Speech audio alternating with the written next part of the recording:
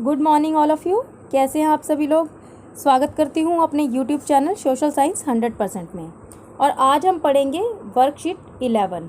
और वर्कशीट 11 जो है वो हमारी सिविक्स से ही है और सिविक्स का चैप्टर 2 कर रहे थे हम, संविधान निर्माण। तो संविधान निर्माण में सबसे पहले हमने जो इससे पहले की वर्कशीट पढ़ी थी उसमें हमने पढ़ा था कि संविधान क्या होता है और संविधान के क्या कार्य हैं। इस वर्कशीट में हम भारत के बारे में पढ़ेंगे कि भारत का जो संविधान है वो किस प्रकार से अस्तित्व में आया, यानी कि भारत के संविधान बनने की प्रक्रिया को समझेंगे कि किस प्रकार भारत में संविधान सभा का गठन हुआ, संविधान पर चर्चा हुई और बाद में हमारा संविधान बनकर तैयार हुआ और उसे अपनाया। तो शुरू करते हैं हम आज की वर्कशीट। संविधान का रास्ता। भारत जैसे विशाल और विविधता वाले देश के लिए संविधान का निर्माण करना कोई आसान काम नहीं था, जबकि इसी दौरान भारत और पाकिस्तान का बंटवारा भी एक दिल दहलाने वाला अनुभव था। बेटा, आप सभी लोगों को पता है कि भारत के ऊपर जो है वो ब्रिटिश हुकूमत थी, यानी कि अंग्रेज़ों का शासन था और उन्होंने भारत को अपना गुलाम बना रखा था।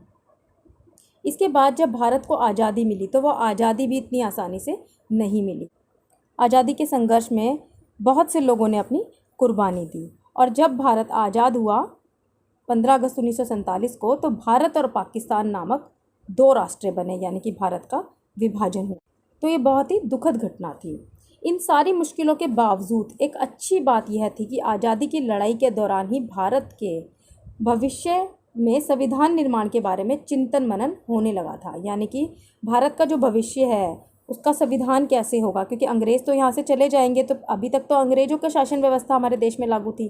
तो ये सबसे पहला प्रश्न था कि जब हमारा देश आज़ाद होगा तो वो किस तरह से आगे चलेगा, कौन से ऐसे महत्वपूर्ण सिद्धांत होंगे जिन सिद्धांतों पर हमारा देश जो है वो आगे चलेगा। तो भारत के भविष्य पर चिंतन मनन होने लगा था और इस समय के दस्तावेजों में भी आज़ाद भारत के संविधान में सार्वभौमिक वयस्क मताधिकार, स्वतंत्रता और समानता का अधिकार और अल्पसंख्यकों के अधिकारों की बात कही गई थी। यानी कि उस समय भी जो भारत के संविधान निर्माता थे उन्होंने सार्वभौमिक वयस्क मताधिकार, इसका मैं मतलब बता देती हूँ, वैसे आप सभी जानते होंगे फिर भी मैं आपको बता देती हूँ। इसके अंतर्गत भारत के समस्त नागरिक जो 18 वर्ष की आयु पूरी कर चुके हैं को जाति, धर्म, लिंग, रंग आदि के भेदभाव के बिना अपना वोट देने का अधिकार है। तो उस समय भी भारत के नीति निर्माताओं ने ये सार्वभौमिक वयस्क मताधिकार का जो लक्ष्य था वो सामने रखा था। उसमें स्वतंत्रता भी शामिल थी, समानता भी शामिल थी और अल्पसंख्यक यानी कि माइनॉरिटीज़ जो है उनके अधिकारों की भी बात कही गई थी।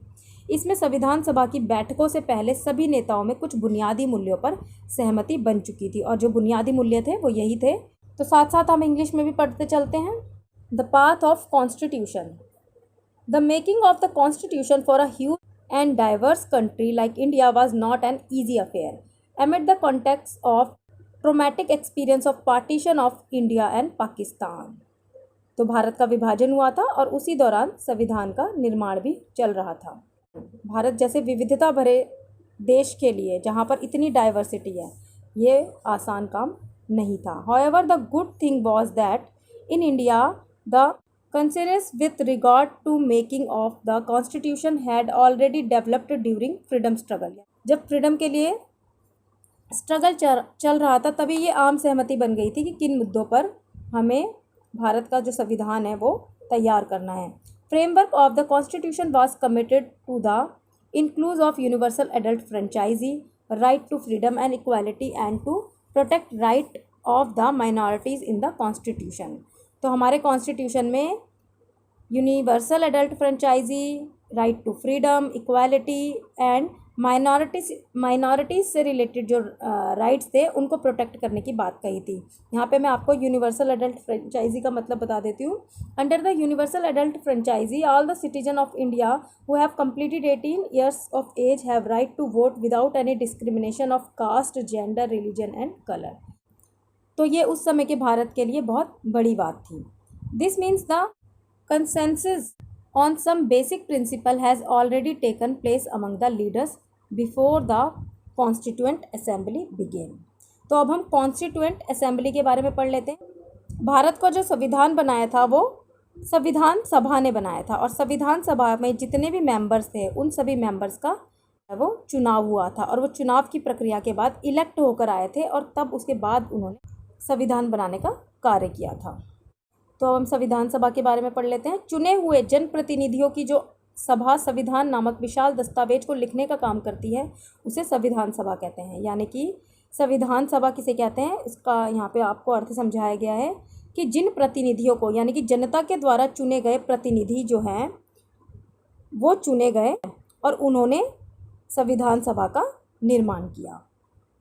भारत की संविधान सभा में 299 सदस्य थे, जिसकी पहली बैठक 9 दिसंबर 1946 को हुई थी और इसके प्रथम स्थायी अध्यक्ष डॉक्टर राजेंद्र प्रसाद थे, जो आगे चलकर स्वतंत्र भारत के प्रथम राष्ट्रपति हुए। इम्पॉर्टेंट है ये, जीके के लिए भी याद कर लीजिएगा इसे। संविधान सभा की विभिन्न समितियों के समक्ष संविधान की प्रत्येक धारा पर कई बार चर्चा की गई और जरूरी संशोधनों पर विचार किया गया। यानी कि ये जितने भी इलेक्टेड मेंबर थे, इन्होंने संविधान निर्माण में बहुत मेहनत की थी। इनकी मीटिंग्स होती थी और इन मीटिंग्स में ये विभिन्न मुद्दों पर चर्चा करते थे और पूरी तरह से चर्चा करने के बाद ही इन्होंने संविधान के महत्वपूर्ण विषयों को उसमें लिखा। प्रारूप समिति के प्रमुख के रूप में डॉक्टर भीमराव अंबेडकर जी के नेतृत्व में देश के संविधान को तैयार किया गया था। तो ये बहुत ही इंपॉर्टेंट लाइन है। हमारे देश का जो संविधान है उसकी प्रारूप समिति यानी कि ड्राफ्टिंग कमेटी थी और उसके जो प्रमुख थे, हेड थे, वो थे डॉक्टर भीमराव अंबेडकर। ठीक है। संविधान को पूर्ण करने में लगभग 2 वर्ष 11 महीने और 18 दिन लगे और इन 2 वर्ष 11 महीने और 18 दिनों में संविधान सभा की बहुत सारी बैठकें हुई। इस सभा ने 26 नवंबर 1949 को संविधान पूरा करके देश को अर्पित किया। यानी कि जो हमारा संविधान है वो बन गया था 26 नवंबर 1949 को, लेकिन इसको लागू किया गया था 26 जनवरी 1950 को। और 26 जनवरी 1950 को हम हर साल गणतंत्र दिवस के रूप में मनाते हैं, यानी कि अपना रिपब्लिक डे मनाते हैं। तो इसके पीछे भी एक कहानी कि हमने 26 जनवरी 1950 को अपना संविधान क्यों लागू किया।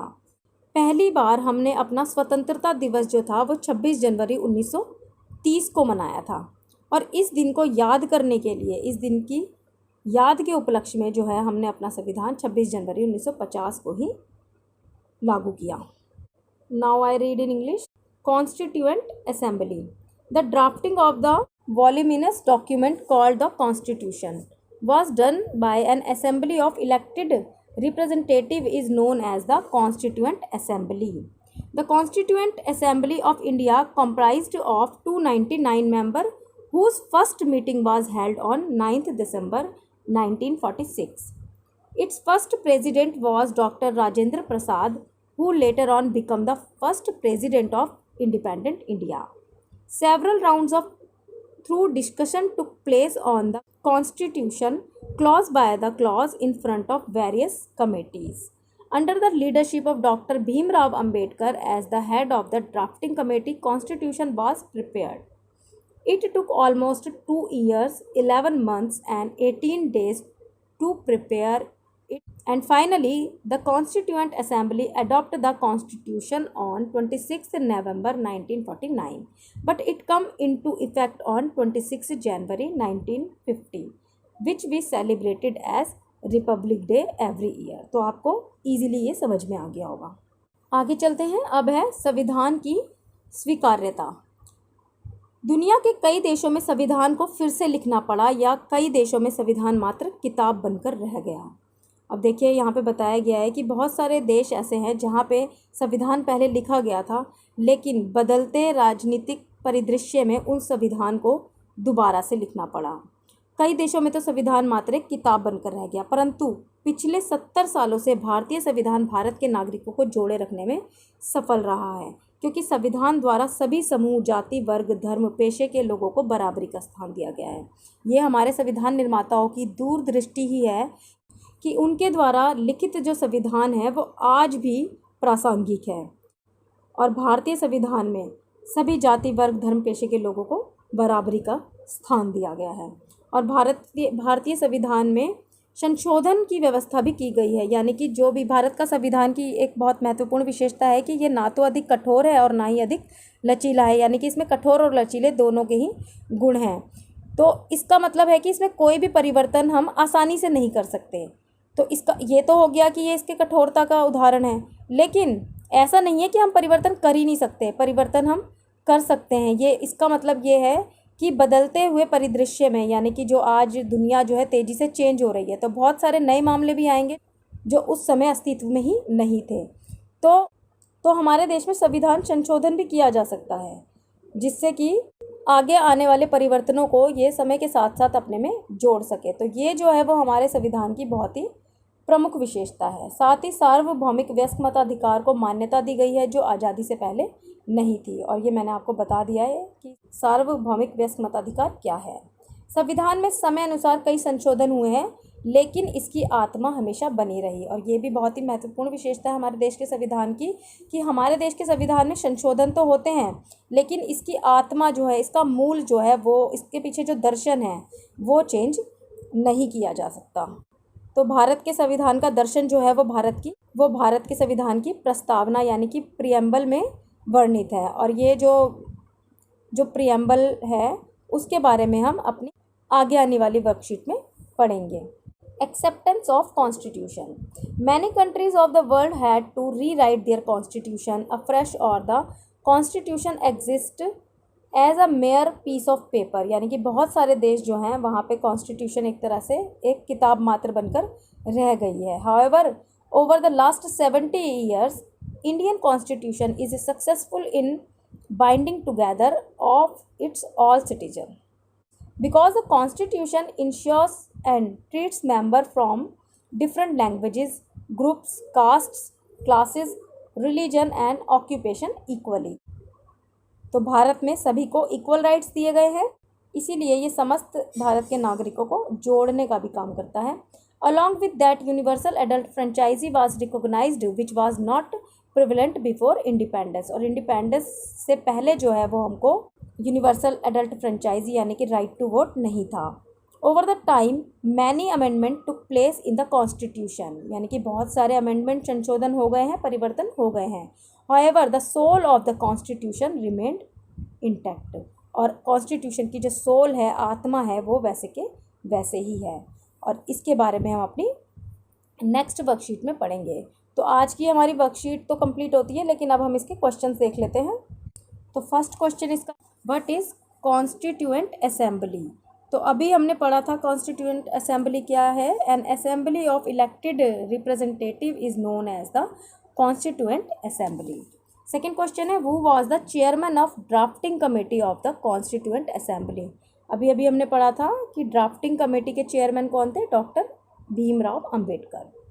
Third question, when was the constitution of India enforced, यानी कि हमारा कॉन्स्टिट्यूशन कब अप्लाई हुआ था, कब लागू किया गया था। तो 26 जनवरी 1950 को हमारा कॉन्स्टिट्यूशन जो है वो लागू किया गया था। फोर्थ क्वेश्चन है, if you were asked to make a constitution for your school, what are the things you will take care of. यानी कि अगर आपको अपने स्कूल का संविधान लिखने के लिए कहा जाए तो आप किन बातों को उनमें शामिल करेंगे। तो अब ये तो क्वेश्चन आपको ही करना है, इसका आंसर तो मैं नहीं बताऊंगी। कौन से रूल्स जो है वो आप उसमें शामिल करेंगे। तो जल्दी से आप इन क्वेश्चंस का आंसर लिखिए और मेरे साथ व्हाट्सएप पे शेयर कीजिए। नेक्स्ट वर्कशीट के साथ हम मिलेंगे सैटरडे को। अभी के लिए इतना ही, बाय।